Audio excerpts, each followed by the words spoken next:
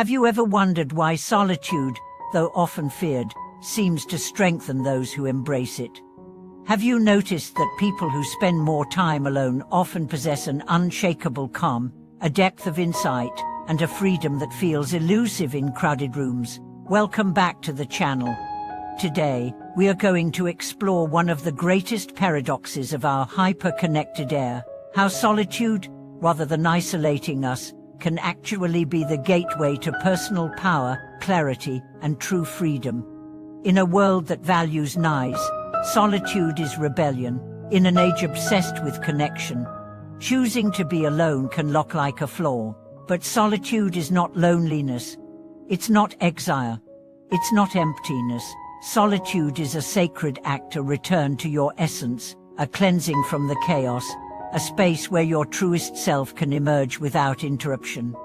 Let's begin with this realization: we are constantly surrounded, yet often disconnected from ourselves. Between phone screens, social feeds, work obligations, and endless chatter, we rarely hear the sound of our own thoughts. We are overstimulated, but undernourished. The soul is not designed to survive on notifications. Those who understand this start to pull back, not to disappear, but to realign. They begin to reclaim time for themselves, not out of arrogance, but out of necessity. Because they know this: if you don't spend time with your own soul, you end up living everyone else's life. Solitude is where we hear the whisper beneath the noise. It's where the inner voice, subtle, shy, but wise, finally gets to speak. There's a man named Marcus who used to fill every weekend with social plans. He feared silence. The idea of staying home alone made him anxious. He thought, if I'm alone, something must be wrong with me. But after years of burnout, failed relationships, and persistent anxiety, he stopped. He cancelled all his plans one weekend and stayed home. At first, it was awkward. The hours felt heavy. He reached for his phone instinctively, 100 times. But then, slowly, something shifted. He went for a walk without headphones. He noticed birdsong. He heard his footsteps. He felt his breath. He sat on a bench and didn't reach for anything. He just sat, and he cried, not because he was sad, but because it had been so long since he felt his own presence. That weekend changed his life. He began reserving time each week for solitude, not isolation, but intentional aloneness. He read, he journaled, he practiced silence. He noticed patterns in his thoughts, wounds from his past, dreams he had buried. He stopped living reactive life and started living consciously. His friends noticed. You seem different, they said, clearer. That's the power of solitude. It reintroduces you to yourself. It helps you peel back the layers of conditioning, expectation, and external influence. It lets you decide who you want to be, not who the world wants you to be. In solitude, you become your own mirror. No distractions, no comparisons, just you. And what you find might surprise you. Underneath the anxiety, there is stillness. Beneath the self-doubt, there is knowing. Behind the mask, there is strength. But here's the truth: solitude is not always comfortable. It confronts you with your own shadows. It reveals what you've been avoiding. It forces you to feel fully, naked lie. That's why most people avoid it, not because solitude is empty, but because it's full. Full of truths you've hidden beneath businessons. But the ones who choose to stay, who sit through the discomfort, who breathe through the urge to escape, come out the other side transformed.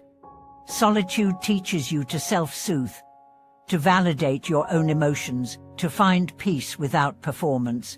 You stop seeking approval. You stop explaining yourself. You become your own anchor. And when you re-enter the world from that space, you bring clarity. You speak with more intention.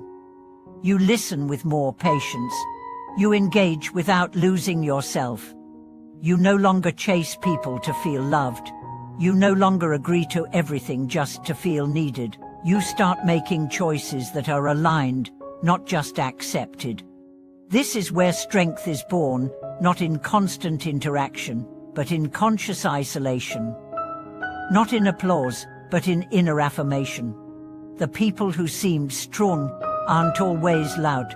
Sometimes they are the ones who've learned to sit in silence and make peace with their past. They've learned to stop blaming and start observing. They've stopped running and started rooting. And in that stillness, they've found power not over others, but within themselves. A woman named Clara once told her story. After her divorce, she was terrified of being alone. She'd been in relationships since high school. Her evenings were always filled dinners, texts, phone calls, plans. The silence after her marriage ended was deafening. But instead of rushing into another relationship, she paused. She moved into a small apartment. No TV. Just books, plants, and a journal. Every evening, she wrote. Sometimes poems, sometimes angry rants, sometimes prayers, but always truth. Months passed. One day, she looked in the mirror and said, "I love who I am, alone." That moment was everything. She eventually met someone new. But this time, she wasn't looking to be saved. She wasn't seeking completion. She brought a whole self to the table. Because solitude had taught her that the most important relationship is the one you have with yourself. So ask yourself, when was the last time you spent a day alone, truly alone, without distractions? Can you sit in a cafe with no phone, no book, just your thoughts? Can you take a walk with no podcast, or music, just your breath and your steps?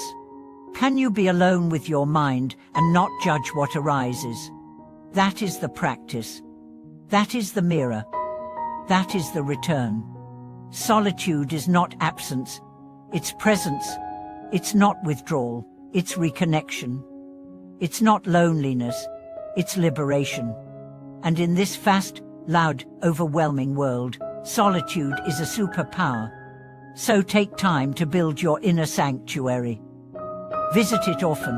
Make it beautiful. Fill it with peace. Protect it fiercely. Because from that place, you will rise not with noise, but with quiet certainty. Not with masks, but with authenticity. Not with control, but with clarity. Thank you for watching this video. If this message resonated with you, if you felt the call to return to yourself, please subscribe, leave a comment, and share your experience with solitude. Your story matters, and your peace is powerful.